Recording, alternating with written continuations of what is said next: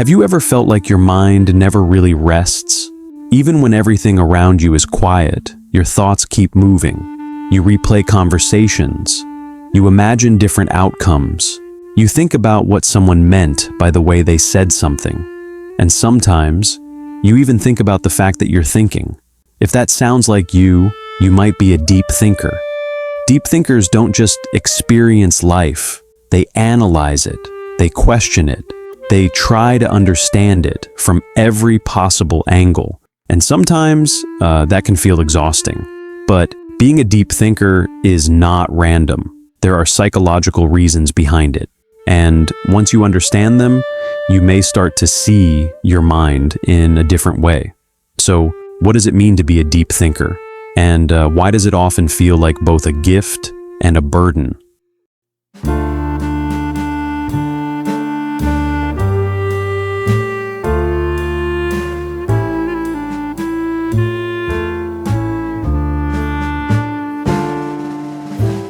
Let's start with what deep thinking actually looks like. Most people look at a situation and accept it as it is. Deep thinkers don't. When someone says, "I'm fine," you don't just hear the words, you notice their tone. You watch their body language. You remember how they acted yesterday. You compare it to how they're acting now. Your brain naturally looks for patterns. Psychology shows that some people have higher cognitive complexity. That means their brain naturally connects ideas, emotions, and experiences together. Instead of thinking in straight lines, their thoughts move like a web. One idea connects to another, and then another. This is why small things can stay in your mind for hours. A short message, a different tone, a small change in someone's behavior. Your brain doesn't ignore it, it explores it. This ability can make you very aware. But here's what most people don't understand. This kind of thinking is exhausting because when you're a deep thinker, your mind never really rests. You can't have a casual conversation without analyzing it afterward. Why did they say it that way? What did they really mean? Was there something I missed? You can't make a simple decision without considering every possible outcome, every consequence, every alternative path you didn't take. Other people seem to move through life so easily. They make choices without overthinking them.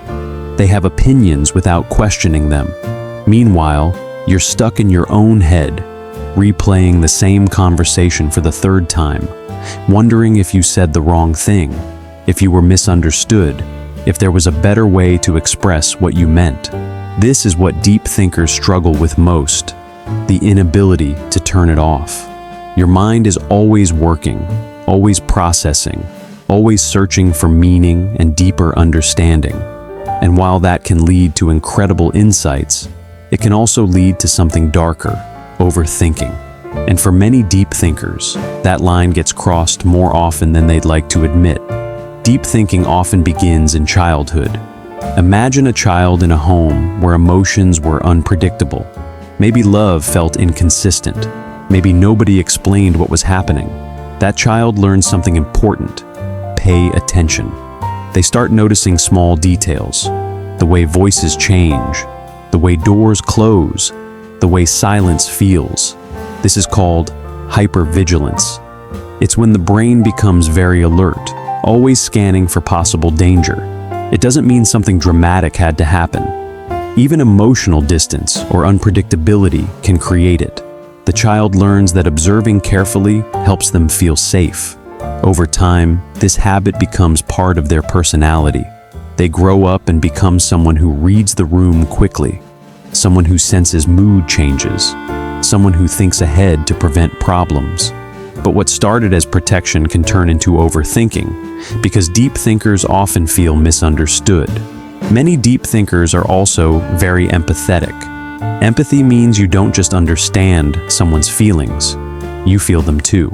When a friend is sad, you don't just listen, you absorb it.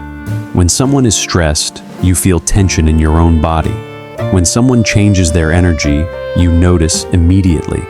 Science suggests that some people have stronger mirror neuron activity. These are parts of the brain that help us understand and reflect others' emotions. For deep thinkers, this system can be very active, and this is where things can get complicated. You don't just feel your own emotions, you carry other people's emotions too, and that can become heavy. You walk into a room and sense tension.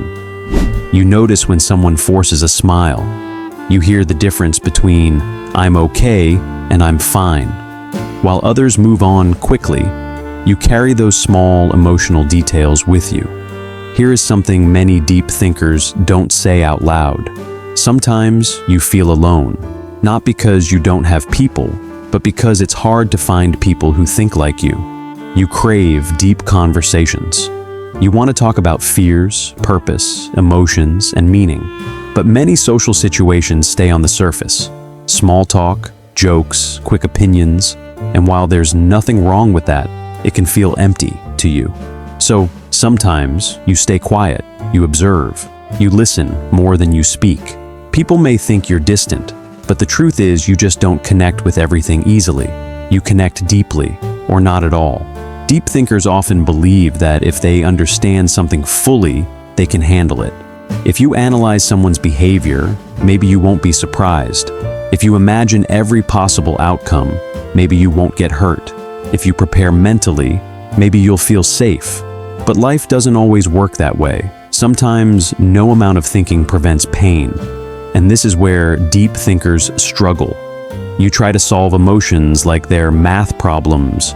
You try to understand heartbreak like it's a theory. You try to explain disappointment logically, but feelings don't always respond to logic. And when understanding doesn't remove the pain, you feel frustrated. You think, I know why this happened, so why does it still hurt? Because knowing and healing are not the same thing. We live in a fast world. Short videos, quick opinions, instant replies. Everything moves quickly. Deep thinkers move slowly. You like to process. You like to understand before reacting. But the world rewards speed. So sometimes you feel out of place. You might hide your depth. You might simplify your thoughts. You might pretend not to care as much as you do. But inside, your mind is still working. The truth is, deep thinking in today's world is rare, and rare things often feel misunderstood. Reflection helps you grow. Rumination keeps you stuck. Reflection says, what can I learn from this? Rumination says, why did I do that? Why did I say that? What if this happens? What if I fail? Reflection moves forward. Rumination circles around. Deep thinkers must learn this difference. Not every thought deserves attention. Not every silence hides meaning. Not every situation needs analysis. Sometimes peace comes from letting a thought pass instead of following it. The solution is not to stop thinking. That would be impossible. The goal is balance. You can still think deeply, but you also need to live deeply. Spend time in your body, not just your mind. Mindfulness doesn't mean emptying your thoughts. It means not believing every thought. You don't need to solve everything. You don't need to predict everything. You don't need to understand everything to be okay. Sometimes peace comes from allowing life to be uncertain. Many deep thinkers grow up hearing, "You're too sensitive. You think too much. You take things too seriously." But sensitivity is not weakness. Depth is not a flaw. Awareness is not a mistake. And in a world that often avoids reflection, awareness can feel heavy. But it is also beautiful because you don't move through life half asleep. So if you're someone who thinks deeply, I want you to know this. At some point, every deep thinker realizes something important. You cannot think your way to peace. You can understand every detail. You can analyze every emotion. You can study every pattern and still feel restless because peace is not found in more thinking. It's found in presence. The mind is a powerful tool, but it is not meant to control your entire life. And when you begin to see that, when you stop fighting your mind and start guiding it, when you stop trying to decode life and start living it, that's when depth becomes wisdom instead of weight. You were never meant to shrink your mind. You were meant to learn how to carry it lightly. And maybe that's the real psychology of deep thinkers. Not that they think too much, but that they are learning how to feel safely, live fully, and think wisely all at the same time. So keep thinking, keep questioning, keep diving beneath the surface, because the depth you're capable of, the insight, the empathy, the understanding, that's not a burden. That's your gift. And the world is better because you're in it, thinking deeply, feeling fully, and refusing to look away from the complexity of being human.